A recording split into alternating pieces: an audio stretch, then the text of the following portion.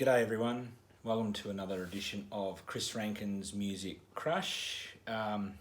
Should be a very quick, reasonably quick video today, and it's mainly as a congratulations to Chris Propfe, Musically Obsessed. Congratulations, Chris. It's a really good thing when you see a person that puts a lot of effort in and makes a great channel and then reaches 1,000 subscribers. It's a really good thing, and it's a big congratulations from me, that's for sure.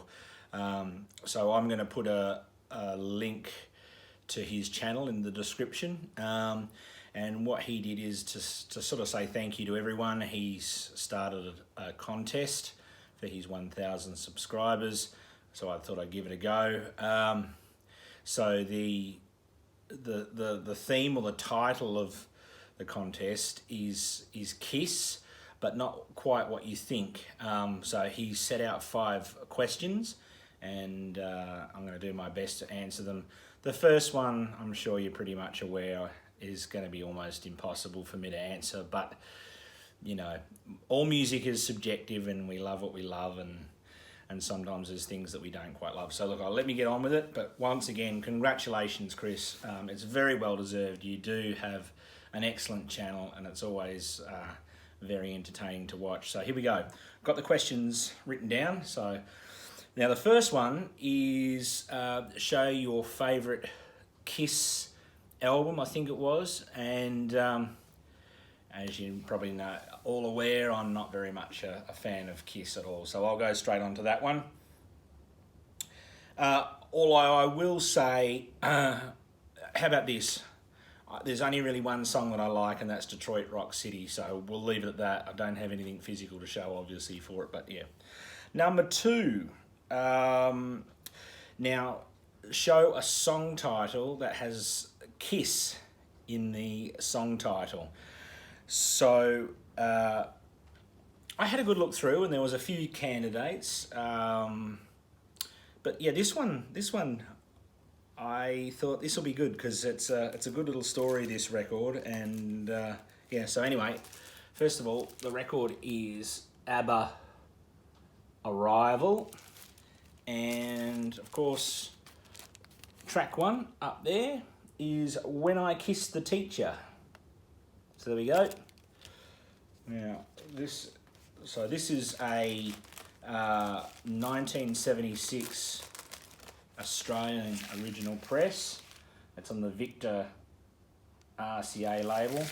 Now obviously I was a little bit too young. I was already born when this record came out. But this was my sister, my older sister, who is also a very big music fan, but quite a lot older. Both my sisters are a lot older than me. So they had a very good ABBA collection. And later on, when I was getting a little bit older, like 4, 5, 6, and really getting into ABBA and loving them as well, she gave me this record, ABBA Arrival. Absolutely love ABBA, no doubt about it. I think they're one of the best bands of all time. They really are just fantastic. So yeah, there's answer to question 2, When I Kissed the Teacher, ABBA Arrival, 1976, and yeah, this is an original Australian pressing, 1976. Question 3, he said, show a band that has either a Peter, Paul, Gene, or Ace. Now, I was going to pick Gene Hoglan. I know Ron Haggerty picked Gene Hoglan, and there was a few albums I could have showed with him.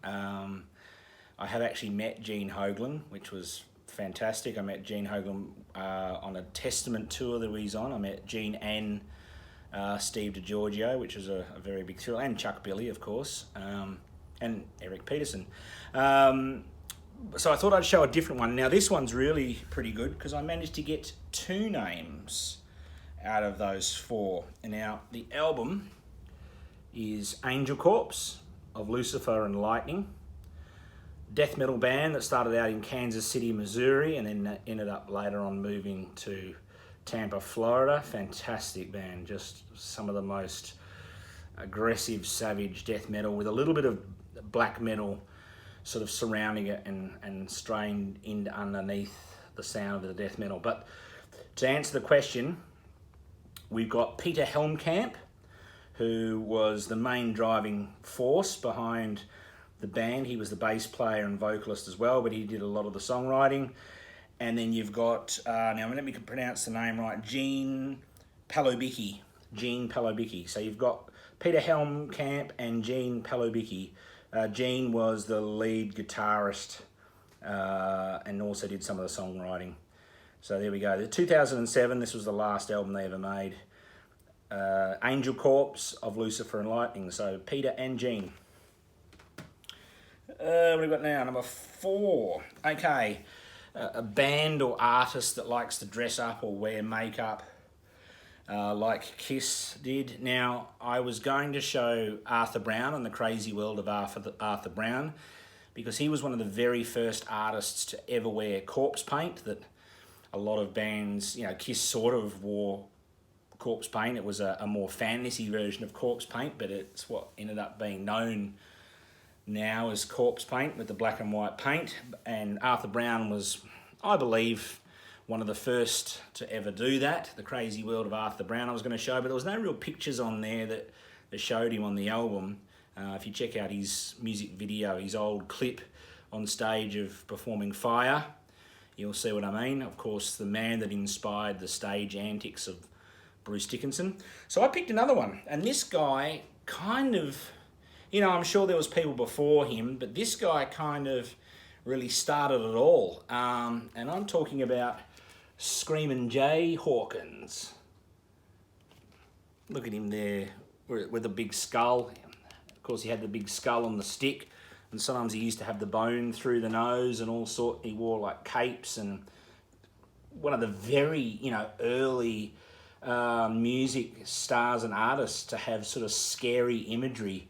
You know, and this record's 1958, At Home with Screamin' Jay Hawkins. This is a 2016 reissue. And of course, the other reason I'll show this, and it's not part of the questions, but being a big metal guy, he was one of the very first artists that did a growl, that his vocals were a growl, which, you know, has forever and a day been done in metal, you know, by millions and millions of bands. So he was one of the very first people to have the scary imagery, the costumes, the paint, skulls and stuff, but he was also one of the very first to do the growl. So there's Screamin' Jay Hawkins. This is, as I say, it is a reissue, so, but I will show you the label. It's on Not Now label. Beautiful, 2016 reissue. Love this record, so good. A pioneer he was. Now, and the very last question is a band that toured with Kiss. And, you know, it could be a lot. And I was trying to sort of think of one that was a bit different. Now, back in 1994, I'll tell you about it first. Back in 1994, there was a Monsters of Rock tour of South America, and that was Argentina, Chile, and Brazil. And on that Monsters of Rock lineup was Black Sabbath, Suicidal Tendencies,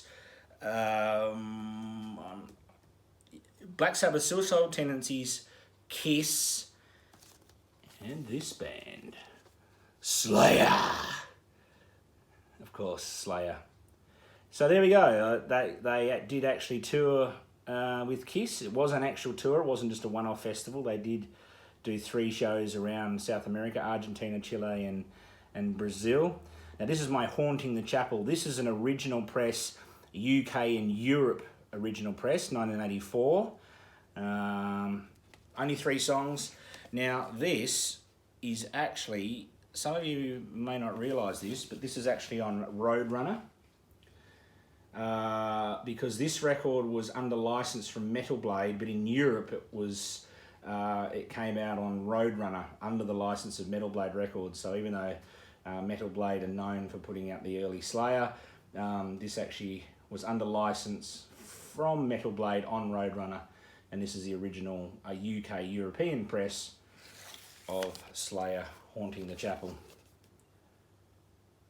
So good. Just absolutely outstanding. Just brilliant early thrash. So there we go. That's question number 5. So there we go. Once again, congratulations, Chris. I do watch your channel a lot. I like your range. I always like people who have a lot of range in my music.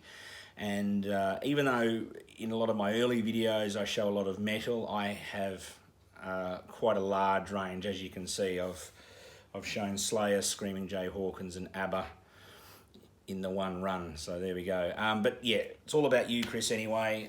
Congratulations on 1,000 subscribers, and hopefully you get many more. And thank you all for watching. I really appreciate you watching, and I'll catch you all soon.